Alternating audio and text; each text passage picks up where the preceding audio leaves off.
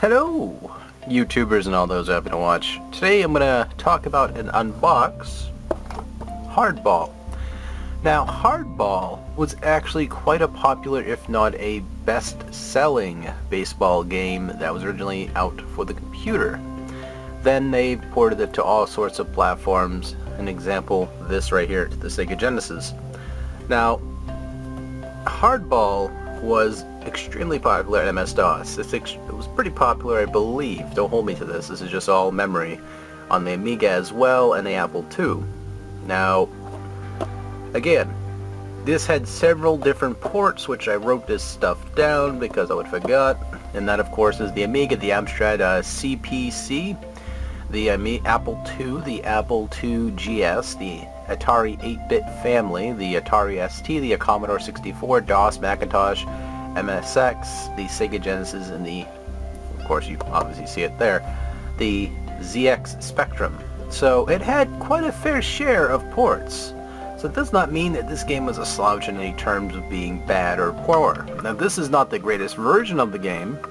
It's a good port, or it's an okay port, but it's not the best port in the game.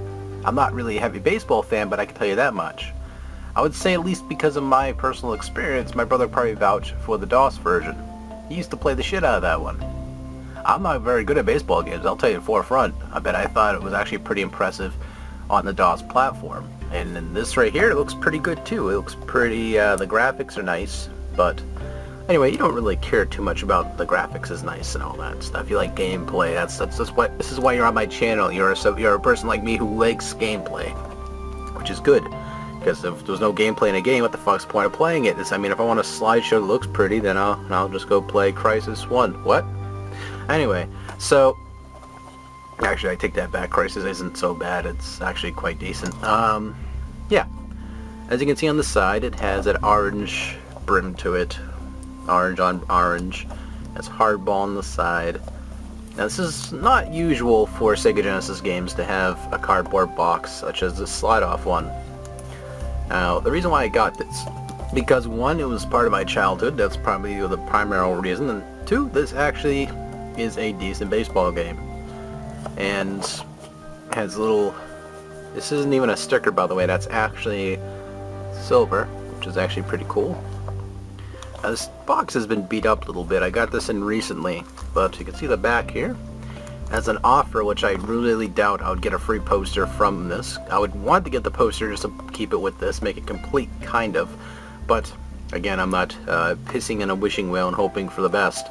So, this is the best selling baseball game of all time, comes to Sega Genesis. Now, this is debatable. I would have to graph statistics and see which is the highest selling baseball game of all time. But again, that's a toss up in the air because this did have multiple platforms, so that's a possibility. So they say it's the first 8 megabit sports game, right? That's what makes me chuckle. I don't even know if that's a fact or not. But again, this one's a 1991 port. I was double checking. So this was 1991 this version came out. But you can see right here is a little barcode. You can also customize your rosters. That was more in the PC version. You can actually go in there and, you know, make a complete roster if you want, I believe. That's how it worked. But anyway, the box slides off, such as this. Is due to this right here is like perfect 1980s, or sorry, 1990s. Yeah, actually, it was kind of a 1980s still look by the time 1991 was still around. They still had the 80s screaming on some products out there. That right there is the time when baseball had roids and, you know, big jack dudes were hitting balls. You know, that was pretty much the stigma for the baseball. And you can tell they were on roids. I mean, no dude looks like that and they're not on roids. Come on. So, okay, you take off this, and this was actually located in the back. I didn't notice it at first until I had to re-look at the box. But what this came with was a brochure kind of mini posters, which had fact sheets in the back, and it was just freaking awesome. But I wanted to show this first because this is just freaking cool. Now, full color, which is also another thing, to show Hardball, which this is basically means this is a universally used cardboard bit here. Star Control, which I'm quite familiar with that one. Onslaught, Again, that one just looks freaking cool. Like that right there, you can put on a poster, put on the wall, and call it a day. I just totally felt He-Man's nipples there.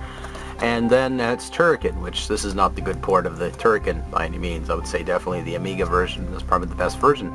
Though, it's Mega Turrican and Super Turrican and Super Turrican 2 on the consoles are actually pretty good. I mean, those right there were a lot more fun. So, I mean, they weren't bad ports. They were just kind of ridiculously hard, but again, that doesn't make it a bad game. So on the back here, the information. It says a story. You are Turrican, the ultimate warrior. Wait a minute. Anyway, so again, he gives you tips, which I'll give you a tip about Turrican. Just don't fucking die or buy this port. There's your tip. And basically gives you all the information about the game, its structure and all that.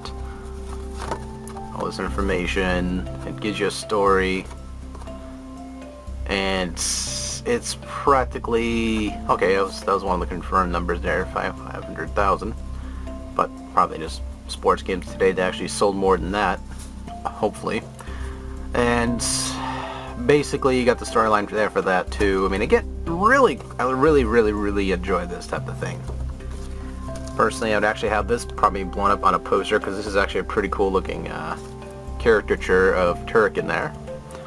But I'm at one too, actually. Actually, all these are actually pretty decent. I'd actually put all these on my wall and not care. That one I'm kind of on the fence about a little bit, but I'll still put it on the wall anyway. I'm not really a happy baseball fan. I don't even really pay attention to baseball.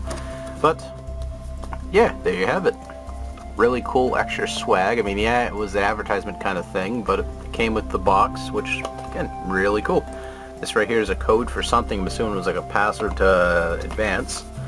But however, this is the freaking manual here. That is the freaking manual.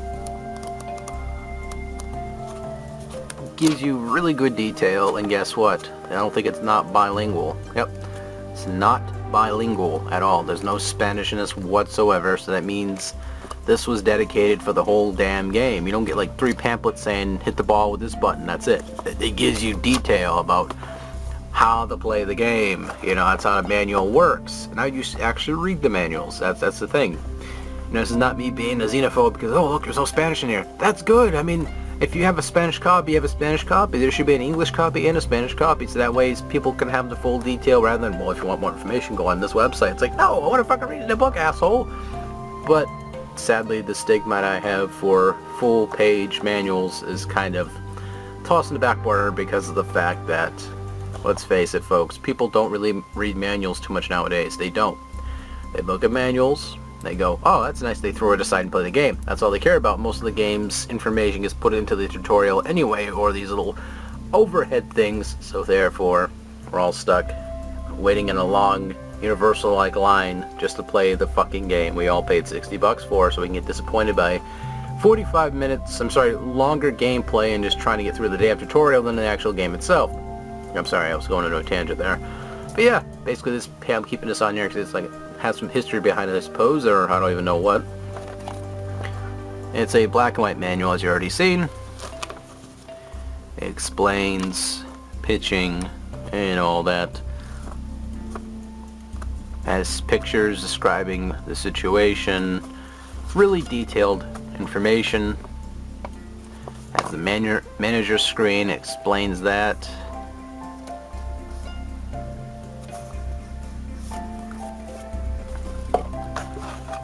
Now, this right here in the back has the mail-in, which I don't even think that even exists anymore. Probably some person lives there.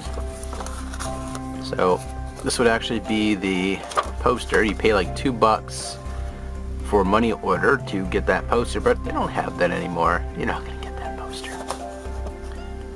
So, they ask you to check this off here, which is... Actually, let me read this here.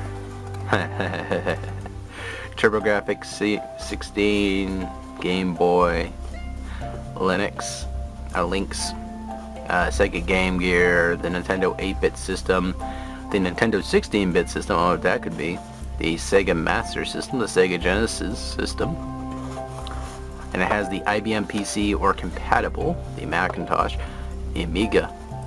See, back in the day, a lot of people in the States did not hear about the Amiga too often, unless you were like reading books or tabloids that had that, and it was very obscure information. I mean, yeah, they were probably prominent in the States per se, but there were just not enough advertisements for even me. So, okay, let's put it this way. If I barely heard about it as a kid, this isn't saying I'm like, oh, the big know-it-all. It's just the fact that if the common public did not hear about said console, or in this case the computer, which was actually pretty darn good for its time, including now, then therefore that information would not have hit the general public, and then it would not have sold. Then you get the big format here. Though back when the crash happened, people were all playing Amigas just fine and computers, so there was not necessarily a crash per se. It was just more of a home console crash. See, this here is all fucked up. That's why I'm trying to fix it as I'm talking. But and this of course is the cartridge.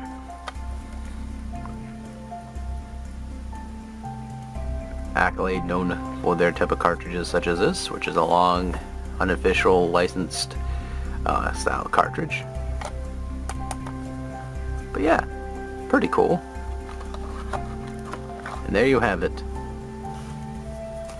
You have Hardball, I guess is semi-complete. I think it's actually missing something. I'm not sure if this is 100% complete.